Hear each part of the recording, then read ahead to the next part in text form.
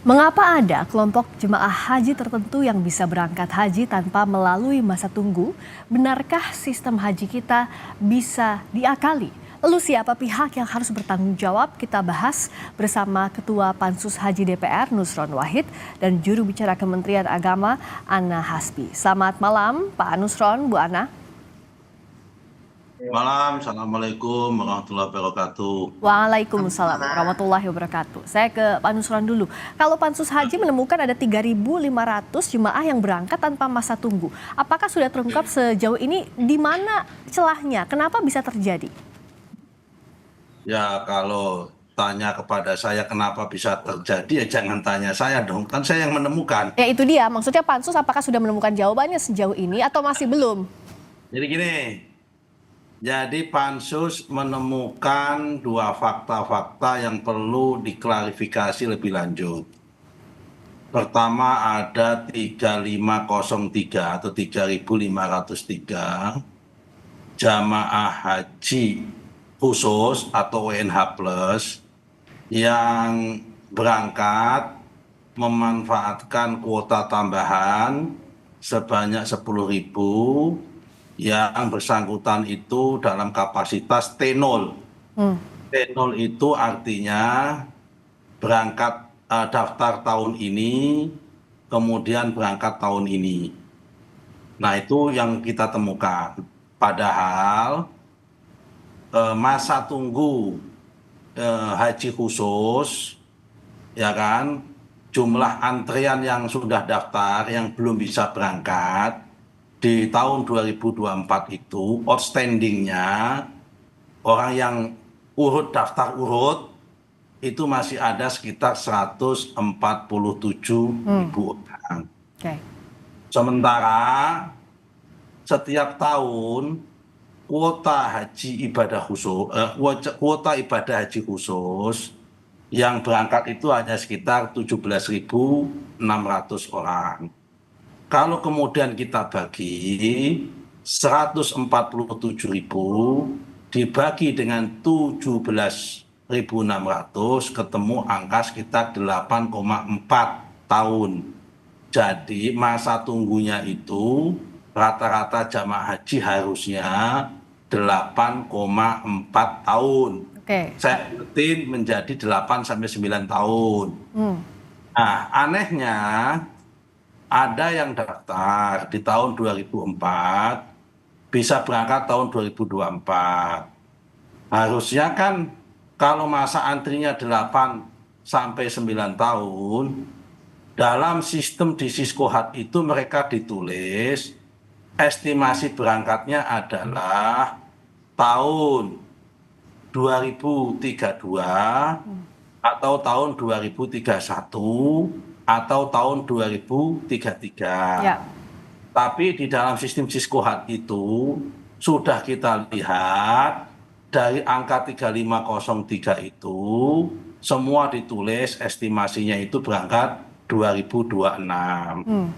Itulah kemudian yang kita tanyakan kemarin ke Siskohat itu, ini ada kesalahan apa? Kesalahan dalam verifikasi, ya kan? Orang daftar di tahun 2024 harusnya ditulis estimasi berangkatnya tahun 2031, 32 atau 33, kok ditulis tahun 2026, sehingga dia alasannya karena yang berangkat tahun 2025 itu tidak ada yang ambil semua, maka ini bisa melompat. Gitu. Oke, tapi melompat itu harus membayarkan biaya tertentu gitu Bang Nusron? Kami belum menemukan soal bayar tertentu, baru dugaan. Ini yang lagi mau kita klarifikasi pada rapat besok. Besok kita akan rapat di cross check apakah yang model-model seperti ini apa kok bisa ya kejadian seperti ini, apa pasalnya, apa sebabnya, itu satu. Yang kedua yang kita temukan ini tambahan haji reguler. Haji reguler kan juga dapat tambahan 10.000. Ya. 10.000 itu kan kalau dibuat prosentase dari 203 kali 10.000 itu kan jumlahnya 4,6%. Ya. Ya kan, jadi dapat tambahan 4,6%. Ya. Kalau kita mengacu pada undang-undang haji, pembagian kuota itu kan harus transparan, proporsional, meliputi semua wilayah dan sebagainya. Harusnya setiap kabupaten dan kota itu mendapatkan 4,5% dari total kuota yang sudah dia dapat. Oke. Misal, Mhm. Kabupaten Kudus lah katakanlah, dia mendapatkan kuota SIS, kuota yang sudah definitif diputuskan itu 1.400. Ya. Harusnya karena ada tambahan kuota 10.000 ini, dia dapat tambahan 4,6%. 4,6% dari 1.400 ketemulah angka sekitar 48 sampai 51 orang. Oke. Tapi saya tanya di Kabupaten Kudus nggak dapat. Tapi Oh. ada kabupaten lain yang numpuk dapat Dapat. banyak dari angka Oke. itu. Loh, ini gimana Nah, pembagiannya? nah, Apa orang sekabupaten Kudus itu semua tidak ada yang mendapatkan kuota. mampu membayar di dalam tambahan tahun itu? Ya. Kemudian di Kabupaten Demak dan Jepara saya tanya juga tidak dapat. Oke. Nah, tapi ada kabupaten tertentu yang reguler dapatnya banyak numpuk.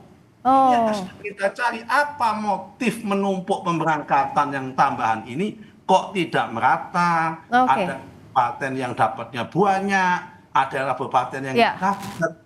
Apa motifnya? Oke, saya tanyakan ini ke Mbak Ana. Ini Silakan. dari temuan itu apa yang sudah diupdate sejauh ini, yang sudah di follow up oleh Kemenak? Apa yang jadi kendala sebenarnya? Apakah betul ada intervensi di Siskohatnya, dan kenapa tadi bisa kuotanya menumpuk di satu daerah lain tidak kebagian? Oke, makasih Mbak. Jadi sebetulnya bukan ada intervensi, itu saya bisa bantah gitu. Untuk soal yang angka 3.500 Tidak ada ya, itu dipastikan tidak ada intervensi. dipastikan tidak ada intervensi kalau misalnya untuk pengurusan yang haji khusus itu. Jadi yang ada adalah seperti tadi di dalam tayangan itu sudah dijelaskan oleh Pak Marwanda Sopang bahwa memang ada beberapa tahapan dalam pemenuhan kuota haji khusus. Jadi di tahap pertama itu maka dia adalah yang berangkat itu adalah yang memang sesuai dengan urutannya yang ada kita bilang di lunas tunda. Jadi yang harusnya berangkat kemarin tapi mungkin masuk ke dalam cadangan. Nah, itu dia yang masuk. Itu ada tahap pertama. Oke. Lalu tahap ada sekitar 13.000. Nah, ketika dibuka di tahap pertama ini kan kita mulainya dari Desember, di awal Desember 2023 ya. Ya. Nah, di tahap pertama itu ada memang jamaah-jamaah yang bisa tertolak oleh sistem misalnya gitu. Jadi ada yang namanya istilahnya gagal sistem. Ditunggu maka ada tahap lagi kedua. Nah, yang gagal sistem ini boleh masuk lagi gitu ya. Mungkin ada syarat istiqtoah yang tidak yang waktu itu belum masuk gitu. Mungkin ada syarat lain gitu. Nah, yang gagal sistem ini masuk lagi ke tahap 2 lalu dipenuhi. Masih ada sisa kuota. Nah, ternyata mungkin ada lagi yang terlempar. Nah, yang terlempar itu macam-macam alasannya. Seperti tadi saya katakan, mungkin ada istiqtoah. Kedua, mungkin juga dia pernah berhaji kurang dari 10 tahun, gitu, atau usianya tidak cukup. Nah, itu dia akan tertolak oleh sistem. Maka nanti diisi lagi. Terus sampai tahap akhir, diisi terus. Di tahap paling akhir, tahap kelima, itu masih ada sisa kuota. Nah, akhirnya gitu sisa kuota ini dasar hukumnya adalah mereka yang sudah punya nomor porsi, artinya memang sudah ada di Sisko patuh itu, dan dia jamaah itu siap, jadi ada kesiapan dari jemaah, juga ada PIHK. Jadi dia memang ada di tahap paling akhir, yaitu antara bulan Maret sampai Juni gitu ya. Jadi itu yang diisi gitu terus. Nah, itulah akhirnya jumlah di total itu 3.500 gitu. Jadi dia mengisi secara otomatis sistem itu akan naik. Yang atas tertolak misalnya karena ada kegagalan, nomor berikutnya naik. Nah, tapi Mbak Ana, 3.500 itu apakah dimintai biaya tambahan lagi? Setahu saya sih enggak ya gitu, karena memang penyelenggara itu kan haji khusus itu ada di travel gitu. Kalau dari Kemenak memang tidak ada tambahan apa-apa. Kepentingan kami adalah penyerapan kuota supaya maksimal, karena ini juga adalah saran dan rekomendasi dari evaluasi tahun lalu dari DPR sendiri gitu. bisa dikatakan tahun ini kita kan penyerapannya sangat maksimal, ada 99%, karena hanya 45 kuota yang tidak terpakai di tahun 2024. Bandingkan dengan tahun sebelumnya yang hampir 1.000 tidak terpakai. Sebelumnya lagi ada di atas 600. Di paling rendah itu 670-an selama 10 tahun terakhir sampai 1.000. Jadi tahun lalu sebetulnya kalau kita ingat, Pak Marwan sendiri bilang, Pak Iskan sendiri juga pernah bilang juga kemarin di sidang pansus, lalu Pak John Kennedy gitu, tahun lalu tiga-tiganya menyarankan supaya memaksimalkan kuota ini. Kalau memang tidak bisa diserap di kuota reguler, maka seraplah di kuota khusus, dan itu yang sedang kami usahakan sekarang. Oke, Tak. Kenapa? Oke. Sampai situ dulu, Mbak Ana, kata Mbak Ana tadi, Bang Nusron, nggak ada intervensi atau dijaminkan dan tidak ada biaya tambahan. Lalu ini sudah by system. Jadi kalau tertolak sistem ada layer-layernya sehingga transparan. Bang Ini Nusron, Mbak ya, silakan. nah, sistem itu dibuat oleh manusia tergantung SOP-nya. Jadi saya sudah baca surat edaran yang dibuat oleh Direktur Penyelenggara Ibadah Haji Khusus maupun Direktur Penyelenggara Haji Dalam Negeri. Itu menurut analisa kami ada unsur memojokkan jamaah dalam posisi sulit. Sehingga memang membuat tidak ada pilihan lain. Ya kan? Ini contoh begini, saya kasih dulu ilustrasinya supaya pemirsa ini jadi paham. Kuota tambahan itu sudah diputuskan tanggal 15 Januari. Ya. Melalui KMA atau keputusan Menteri Agama 130 tanggal 15 Januari. Ya. Pemberangkatan jamaah haji terakhir secara administrasi itu tanggal 5 Juni. Ya. Jamaah haji terakhir. Oke. Which is ada waktu selama 5 bulan lebih, hampir 6 bulan, 6 bulan kurang 10 hari. Ya, itu untuk ngasih pengumuman. Tapi ketika ada PIHK atau penyelenggara atau travel lah, travel ngajuin kepada tim verifikator di bawah penyelenggara ibadah haji khusus itu, ada yang di ACC, ada yang tidak. Padahal mereka juga memenuhi syarat yang sesungguhnya. Oke. Dan yang tidak di ACC, yang di ACC pun itu ditaruh di corner atau dalam posisi sulit. Artinya seperti apa? Diminta hanya melengkapi, melunasi dalam waktu 3 hari. Oke. Jadi dalam waktu singkat itu harus melunasi. Ya, kalau jamaah biasa, kalau misal dia di travel itu harganya 25.000. Ya.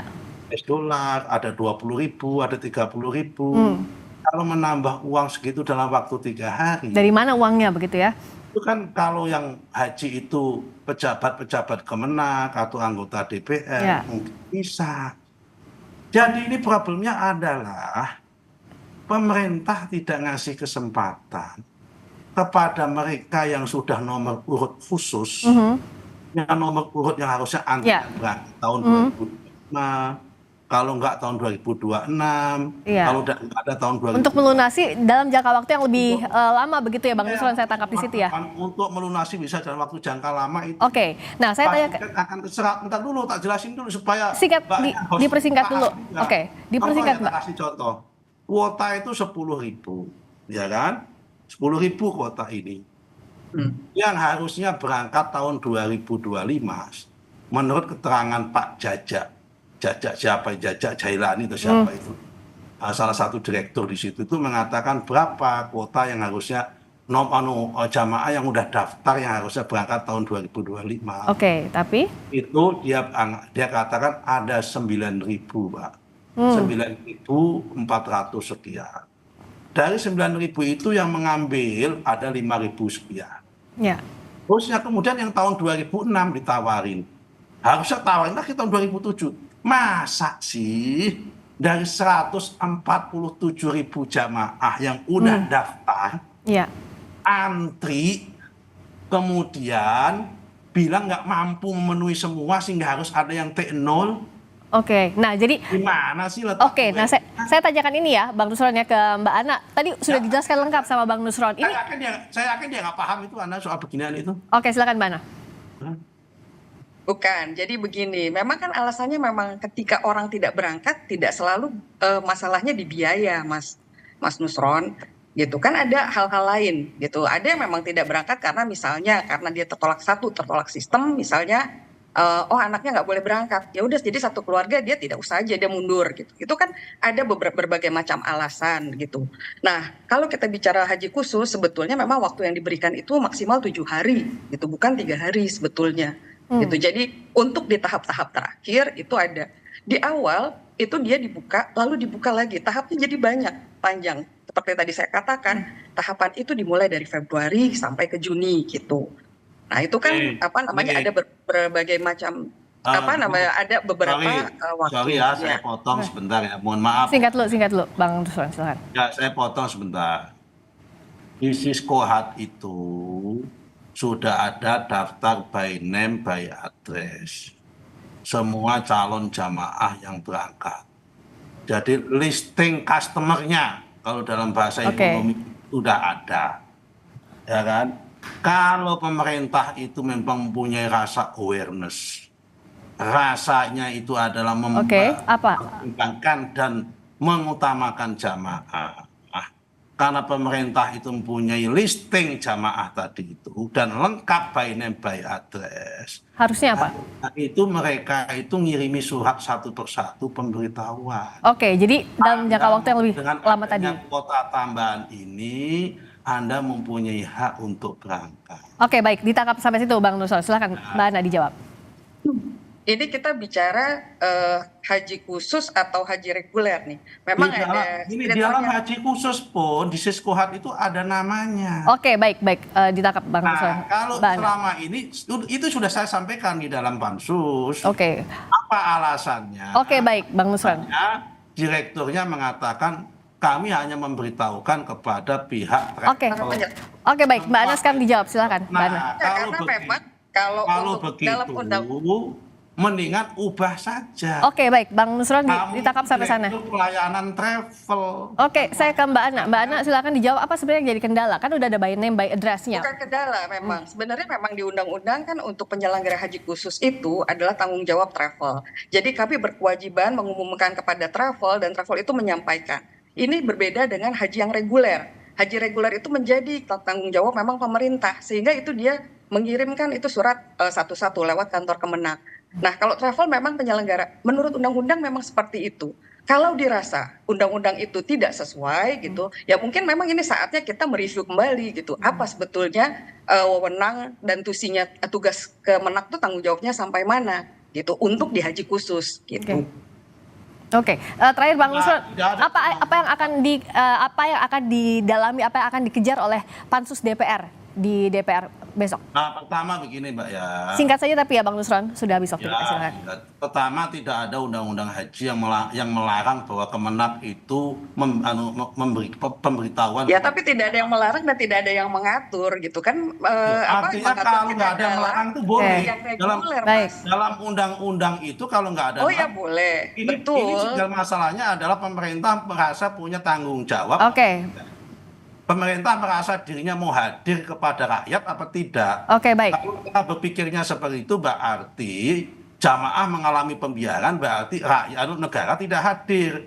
Semua dikuasakan kepada travel, sementara travel. Tapi kan peraturan mengamanatkan negara dan kita sudah melakukan sesuai dengan amanatnya itu memberitahukan pada travel. Ini undang-undang nggak mengatur itu. Yang mengatur itu kewajiban. Keputusan Dirjen. Sama keputusan direktur. Oke, nah soal regulasi ini nanti akan dibahas, pasti ini akan dibahas oleh pansus haji DPR, termasuk apa yang jadi kendala sebenarnya pintu masuknya dari 3.500 kuota tadi yang harus dipertanyakan. Baik. Ini kan baru yang ibadah. Baik. Itu yang sisanya juga nanti akan ditanyakan. Ini kan ibadah haji khusus. Baik. Kita belum meneliti yang reguler itu kenapa ada ketidakadilan juga. Oke, jadi antara haji khusus dan haji reguler juga akan dikejar oleh pansus DPR kepada Kementerian Agama. Baik, terima kasih Bang Nusron Wahid, terima kasih juga Mbak Ana Hasbi. Sudah selesai waktunya. Baik, sudah selesai. Terima kasih, selamat malam. Sudah, terima kasih.